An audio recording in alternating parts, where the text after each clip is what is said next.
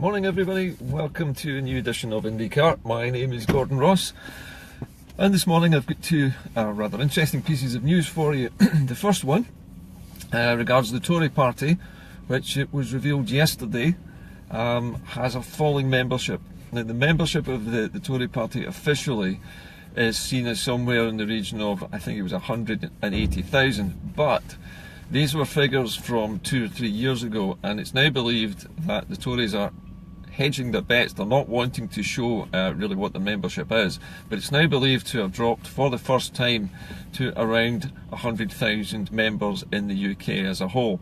Now, if this story is true, and it still requires a little verification, but if it's true, it means that the SNP is now the second largest UK party, behind only Labour, which has approximately 510,000 members, being a very large membership grassroots party in the UK, and the SNP having 118,000 at the present count.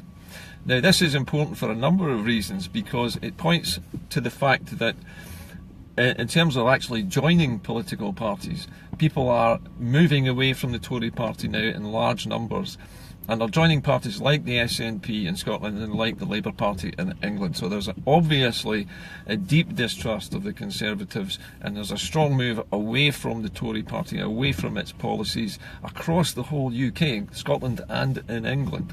Both of these things are a good thing, a very good development indeed. Shows that the Labour Party is strengthening in England, which is not a bad thing for England, I don't think, and that the SNP's position in Scotland is solid, and that the Tories are losing their membership here too. Now, it was also being claimed yesterday that the Tory party's youth membership in Scotland has now dropped below 10,000. Now, that's a very tiny number of people under the age of approximately 25 joining the Tory party. So a very, very tiny number of our young people actually support the Conservative Party, and probably that number will dwindle as well. Now, all of these things are encouraging because it shows that the voters of this country are deserting the Tories. They're beginning to realise that the Tory party is not what it says. It's not strong, it's not stable, it's not a safe pair of hands. It's produced some really awful austerity, and particularly in England, where the NHS is now coming to bits. It's falling apart at the seams. Medics are now being forced to treat people in corridors. People are waiting up to 17 hours in A&E in some places. In a recent BBC documentary, 17 hours was a wait in one particular hospital's accident and emergency one night. So it shows that things in England are getting worse under the Tories. Luckily for Scotland, we don't have the Tories in charge here, and so in real terms, Scotland is actually being protected to a large extent from the Tory austerity by its SNP government. But it can't continue to do that any longer. It's already had to start raising taxation because of Tory austerity cuts to the budget. Now, when that starts to happen, you know that there's very little time in Scotland left for us to start the process of becoming independent, because now that the clock is ticking, now the Tories have got to the point where they're forcing the Scottish Government to raise taxes to compensate for the lack of funds coming through the Varnett formula. The Tories are now starting to pressurise the SNP. However, the battle is not being won by the Tories, and it's obvious from the membership figures that are being revealed in the last 24 hours that the Tory party is struggling for members, and it's particularly struggling for young members, which is not surprising, since it's young people who are being most damaged by Tory austerity and are going to suffer the consequences for decades to come of the Brexit chaos which is currently being prepared. Now, one slight glimmer of hope today, and it's only a slight glimmer of hope, is that it's believed that in the cabinet reshuffle today that people like David Davis are going to stay in his position as the Minister for exiting the European Union. Now, I say this is good news because if he had been removed, it would have been likely that a hardline right-wing Brexiteer would have taken his place and would be fighting to get out of the EU with no deal at all, and wouldn't really care whether Britain suffered as a result.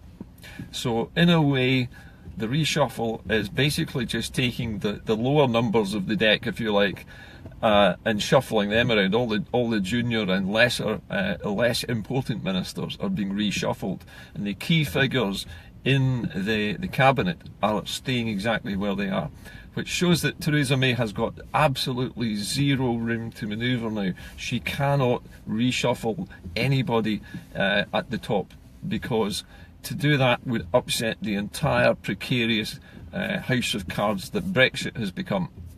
So, good news in a way, bad news in a way. It's a story of continuing chaos, but it's not getting much worse at the moment. Now, another piece of interesting news I have for you is that Indycar is now available on YouTube. Now, many of you for months on end have been saying to me, you really must get Indycar onto YouTube. So, a friend of mine, Dave Llewellyn, has arranged for this to happen. We now have a YouTube channel up and running. It's Indycar Gordon Ross. You can search online on YouTube and find all of the videos that Dave has so far managed to upload to that new channel.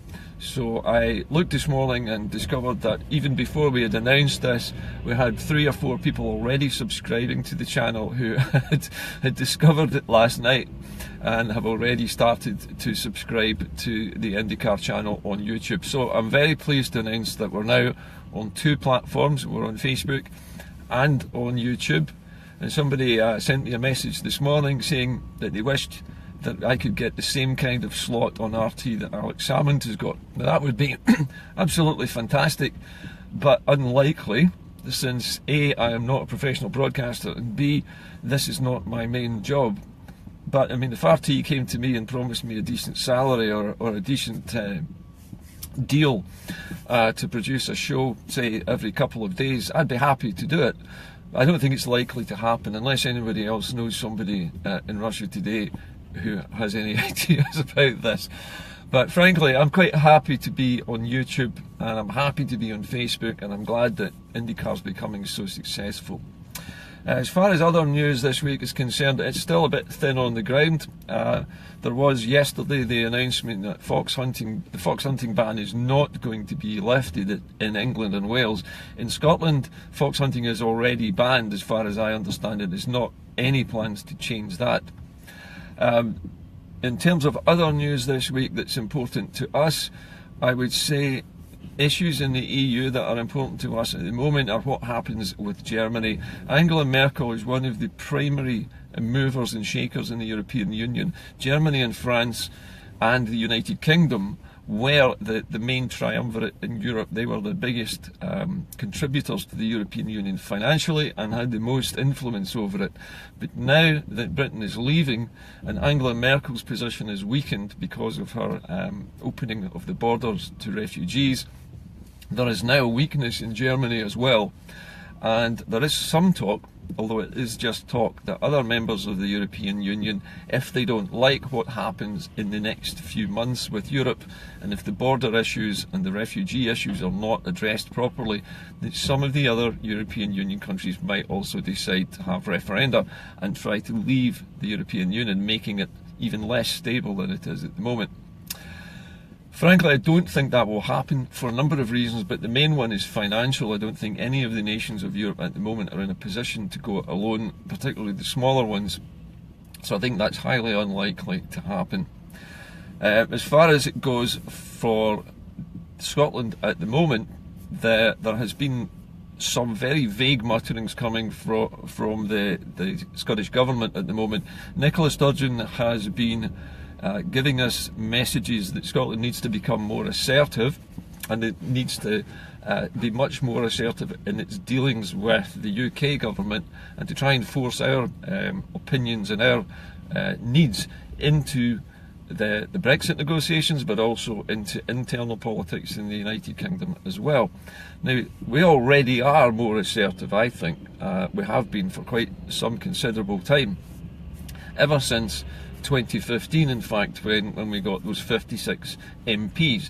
But having the 56 MPs does not give us more power. It just shows the strength of feeling in Scotland that we do not want to be ruled by a London majority. We really want our wishes to be respected up here.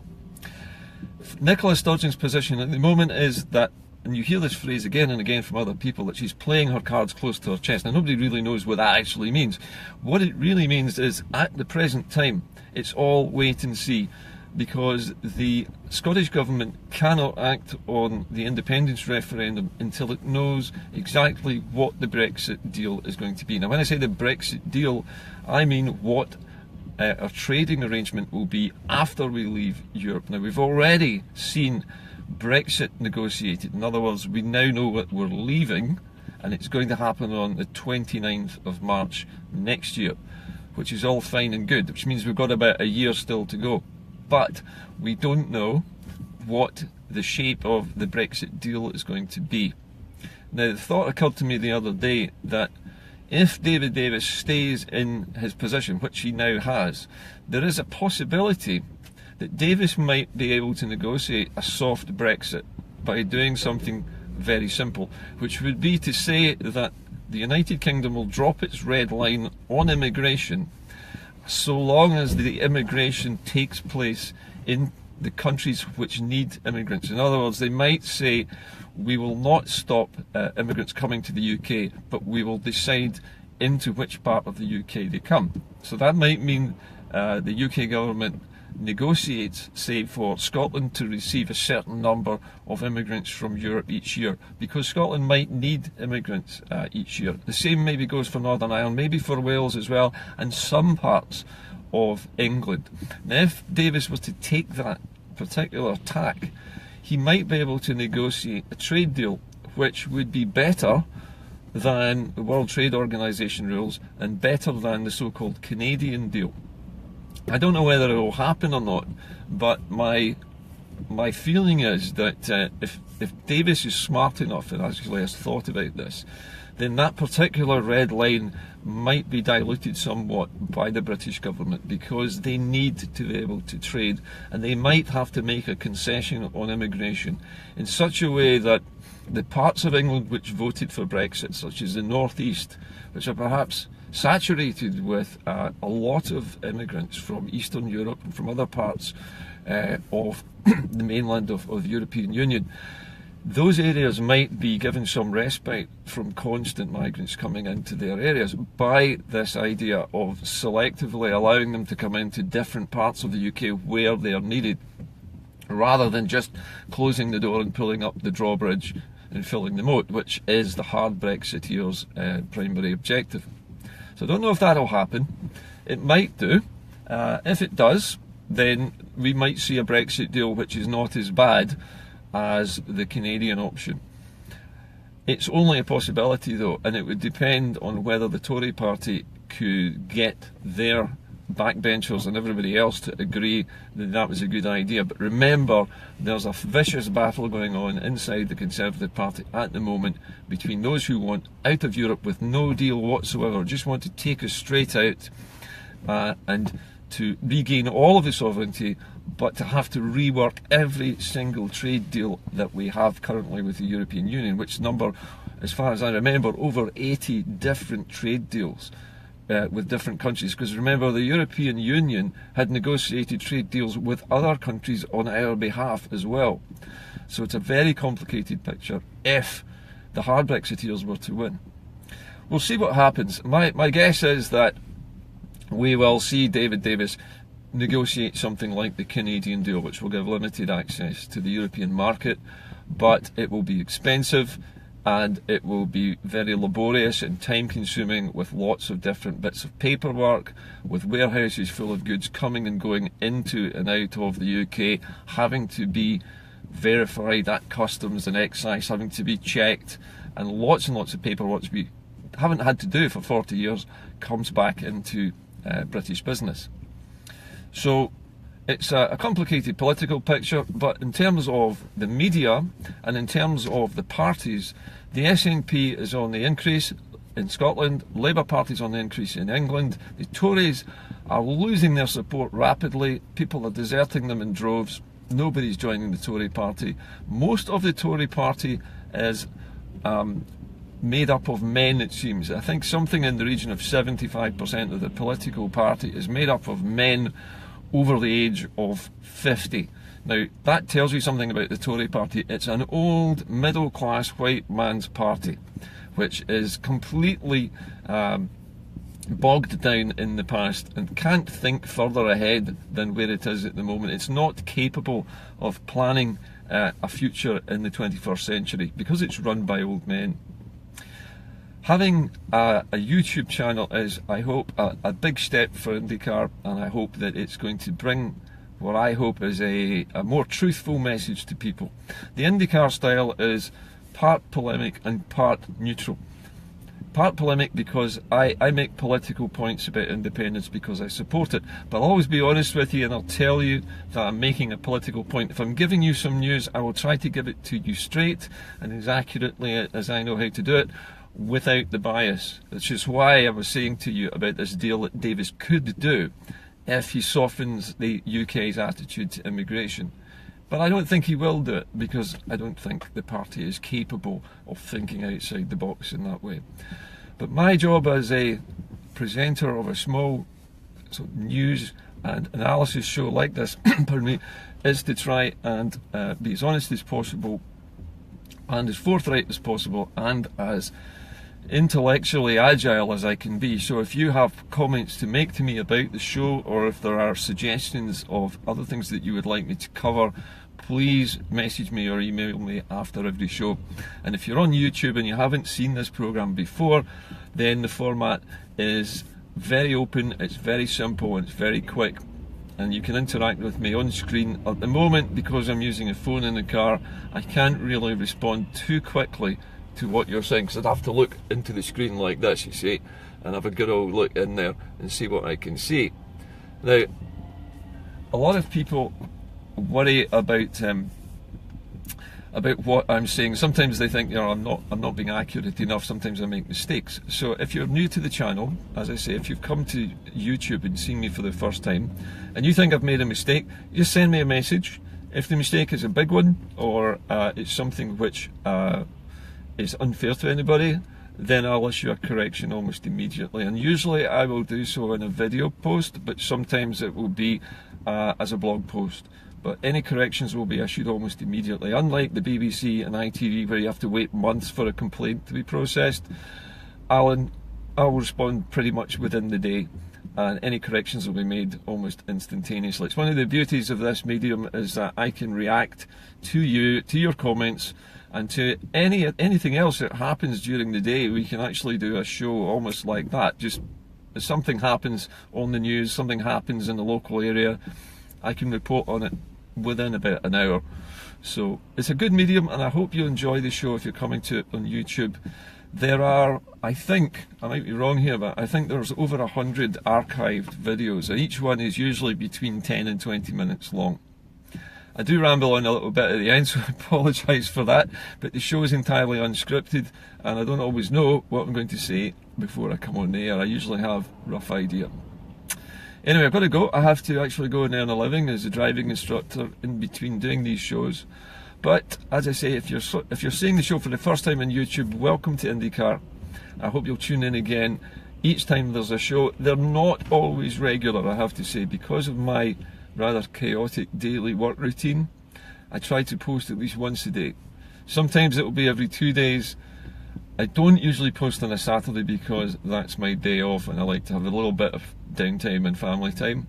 But 6 days a week usually there will be a video blog post somewhere, either on Facebook or now on YouTube as well. So anyway, I have to go and do some work, as I say, but good news, Indycar's now going on YouTube, and the good news also is that the Tory party is becoming the least popular party in the United Kingdom, now that the SNP has overtaken them in terms of membership. Anyway, I shall go and do my work, and I'll see you later. Bye for now.